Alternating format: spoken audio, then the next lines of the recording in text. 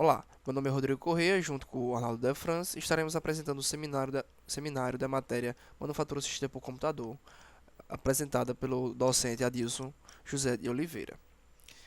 O seguinte seminário tinha como objetivo apresentar um plano de manufatura de um componente selecionado pela dupla.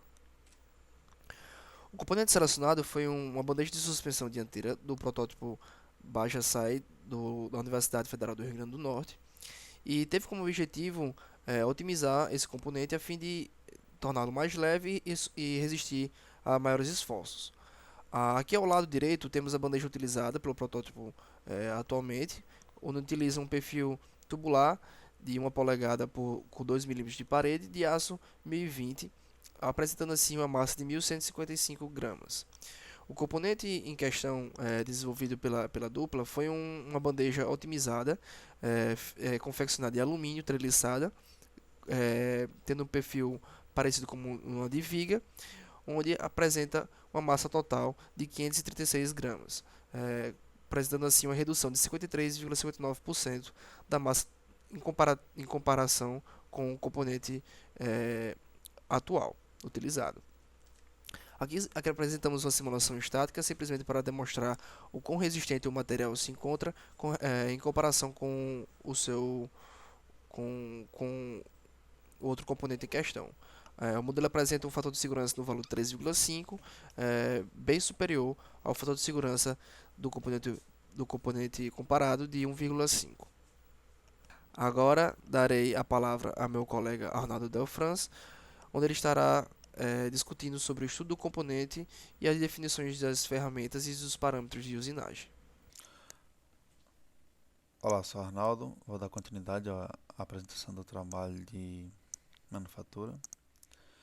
É, a seguir apresentaremos um desenho que foi feito pelo grupo. Foram apresentados alguns cortes e algumas cotas para demonstrar o projeto que foi executado. Em seguida, veremos algumas definições de ferramentas que foram utilizadas no trabalho, como fresa de topo para chanframento, e fresa de topo para semi-acabamento com desbaste, fresa de facear cansa 90 graus, fresa de topo com raio de canto, broca de 8 milímetros, broca de 9,92 milímetros e um alargador. Cada ferramenta possui seu código de compra, como algumas informações pertinentes, como o AP máximo e o L. A seguir, veremos alguns parâmetros de usinagem. Bom, a seguir, veremos os parâmetros de usinagem. É, Encontramos uma tabela onde vemos o número das ferramentas de acordo com a sua alocação no magazine. Estão aí as ferramentas que foram utilizadas no trabalho, os seus diâmetros, o número de dentes. Em catálogo, vemos a velocidade de corte e, mediante isso, vimos que o metal que mais se adequou ao trabalho é o metal duro. É, com essas informações que chegamos a calcular a velocidade de avanço e a rotação. Todas estas ferramentas de corte foram planejadas para usinagem de alumínio 7075 T6. Falaremos agora das condições de segurança. Plano de segurança. Ele se situa a 10 milímetros do plano de trabalho. O plano de troca está a 300 milímetros sobre o plano da peça. O zero peça localiza-se na face do material bruto e centrado no furo principal. Uma observação deve ser feita que foi adotado que todas as ferramentas entrassem e saíssem em arco, e caso não fosse possível, elas entrariam com rampa em até 10 graus.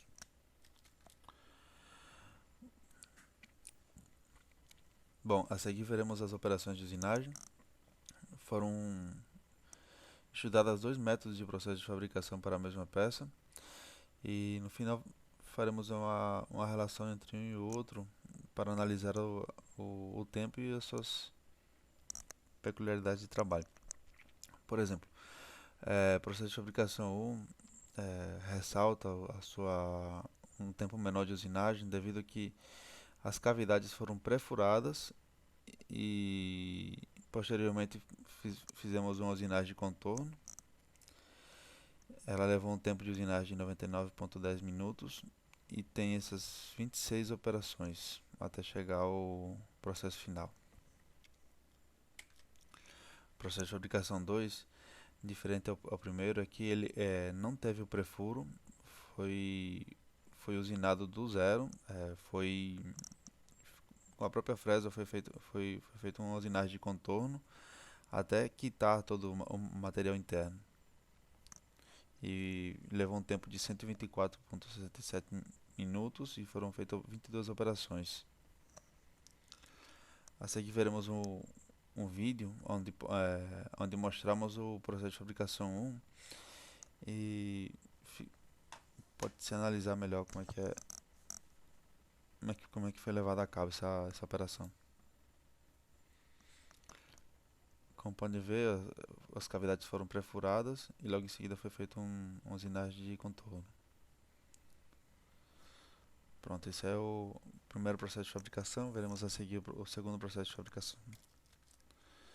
O segundo processo de fabricação, lembrando, não foi feito o prefuro, foi feita a usinagem de contorno.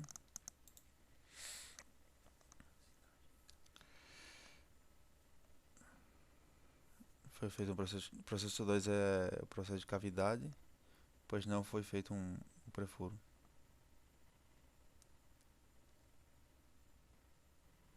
Pronto. Como podemos ver que até no próprio vídeo que eles estão na mesma velocidade, o processo de fabricação 2 ele demora um pouco mais do que o primeiro. Bom, veremos algum detalhamento das operações feitas no trabalho. Beleza, pessoal. Agora estamos aqui no software, né, no CryoParametric, na parte de Manufacturing. E temos aqui nosso componente, né? Então, entramos primeiramente com o Reference Model, colocamos ele na posição Default. Definimos nosso Workpiece, né, que é o nosso material bruto, com sobrematerial de 2 milímetros e na face inferior com 10 milímetros, né? E para fixação, no caso. E vamos aqui agora entrar em detalhes sobre as operações, né? Não estaremos entrando em detalhes sobre o tempo das operações agora, porque posteriormente estaremos mostrando em uma tabela o tempo detalhado de cada operação e fazendo o comparativo entre os dois processos. Estaremos entrando em detalhe, sim, na questão da entrada das cavidades, né? Como é que foi feito a entrada de ferramenta e saída de ferramenta, para termos a compreensão melhor sobre as condições de segurança demonstradas nos slides anteriores. Então, inicialmente estaremos trabalhando na operação número 1, a operação de faceamento. Nós estaremos demonstrando aqui que definimos um valor, uma distância de aproximação, a distância de saída da ferramenta, para que a ferramenta, quando venha na posição vertical em Z, ele já não comece a usinar a ferramenta, ele só faça a usinagem quando estiver deslocando no plano XY, no plano de trabalho. Então poderemos ver aqui o deslocamento da ferramenta, onde ele se move inicialmente no plano XY, depois no eixo Z, desculpe, e depois novamente no eixo XY, fazendo assim a usinagem. Então ele vem, sai, entra novamente e por seguinte vai realizando as operações e volta à sua posição inicial, certo?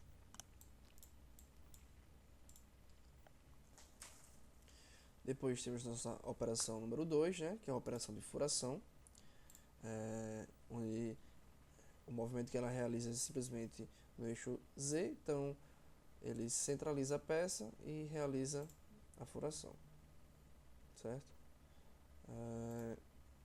Lembrando que o nosso plano de trabalho encontra-se sempre a 10 milímetros da face de trabalho, certo? Podendo abaixo desse valor, ele só realiza os movimentos G01, G02 e G03, né? Com velocidade de movimento controlada, e o G0 ele pode realizar quando estiver acima desse plano de segurança.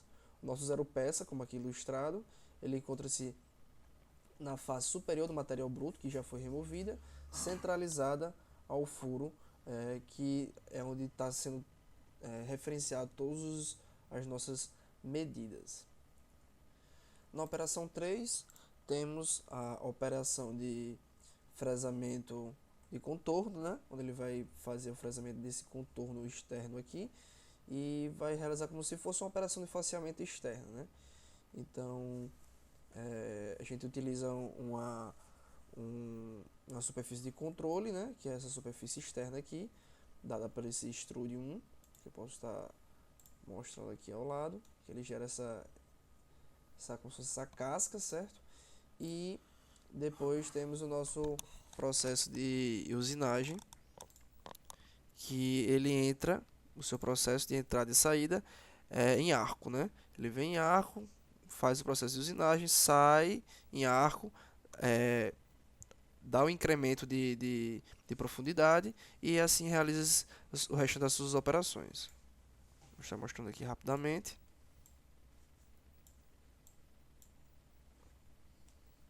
E aí ele continua a sua operação.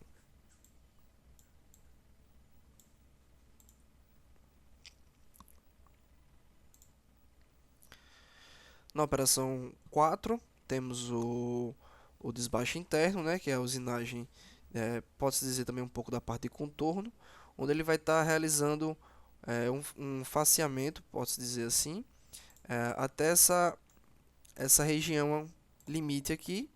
Depois, na operação 5, estaremos fazendo um faseamento só dessa outra região e estaremos deixando o material aqui exatamente para a realização do fillet pela operação número 6, que será utilizando outra ferramenta. Então, utilizando essa vista aqui, que pode ilustrar melhor um pouco, eu estarei ocultando o nosso material para facilitar a visualização. Então, na operação 4, podemos ilustrar também. E na vista lateral aqui, só para facilitar a visualização, que ele também segue uma distância padrão e um caminho em arco para entrar no material, né?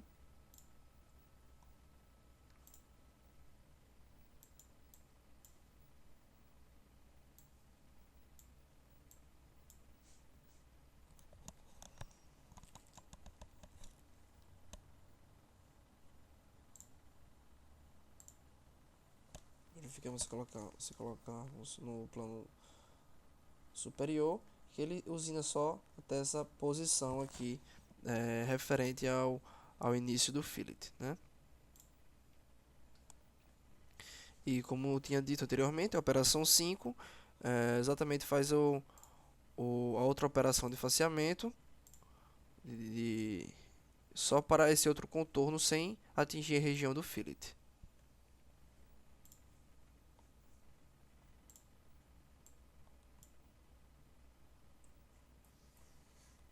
Certo? Já a operação 5, 6, desculpe, ela é exatamente a operação que realizará o fillet, né? Então ele também entra em arco e faz todo esse processo, já mencionado, realizando seus passos, realizando assim toda essa região do fillet com raio de 3,5 milímetros. É importante ressaltar que estamos mostrando as operações, mas não estamos modificando os seus parâmetros de como é feita a sua operação. Como assim? Por exemplo, nessa operação de faseamento, a operação número 1, poderemos ter a escolha entre vários percursos, né? O tipo espiral, o tipo de uma direção, tipo 1 e tipo 3. Estaremos demonstrando os resultados desses tipos de caminhos vistos nas tabelas ao final, também com os tempos referente à sua usinagem, né? Então aqui o processo que estamos demonstrando é o processo 1, ele utiliza as melhores condições para reduzir o tempo total de usinagem do componente.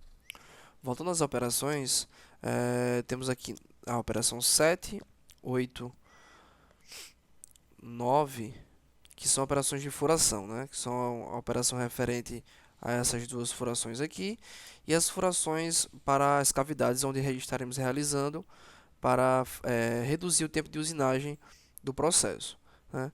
Então, os processos de furação foram feitos como normalmente, né? Realizando um furo após o outro. Então, não estaremos entrando em detalhes nesses processos. Na operação 10, na furação dos rasos, é bem interessante, visto que ele utiliza a furação já existente para realizar o, os outros rasos. Então ele simplesmente faz a usinagem de contorno, visto que a parte central dos rasos já foram usinados pelo processo de furação. Não estaremos utilizando esse processo de contorno para todos os rasos, visto que os diâmetros maiores aqui apresentados ainda sobrariam material e teria que realizar um maior percurso pela ferramenta. Preferimos utilizar todo o contorno, toda essa região na usinagem. Então aqui podemos ver o movimento da ferramenta, onde ela também entra em arco, sai em arco e vai realizando suas operações de faseamento, de usinagem de contorno. O processo 11 segue o mesmo modelo e o processo 12 segue o modelo de confecção do rasgo por completo, né? Onde ele toma como base entrada em rampa a 10 graus e depois realiza todo o seu processo de usinagem de cavidade. Então vemos aqui o processo exatamente, ó, de angulação da ferramenta, fazendo o seu perfil. Uma vez entrando, ele segue o seu perfil normal de usinagem. E aí dá continuação para todos os outros rasos. O processo 13, 14, 15 e 16 são os processos de chanframento que seguem o mesmo modelo, entrando em arco e saindo em arco, como podemos ver nesse processo aqui de chanframento.